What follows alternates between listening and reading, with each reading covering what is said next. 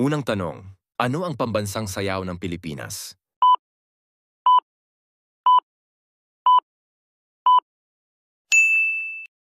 Ikalawang tanong, ano ang pambansang damit ng kalalakihan sa Pilipinas?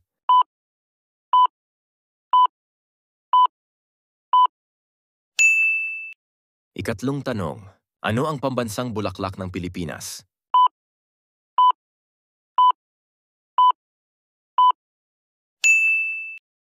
Ikaapat na tanong, ano ang pambansang awit ng Pilipinas?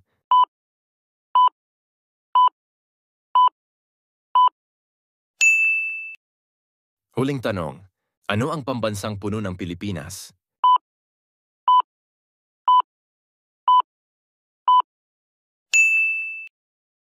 Tama ba mga sagot mo? Comment, share, and like. Follow para sa mas marami pang Filipino trivia.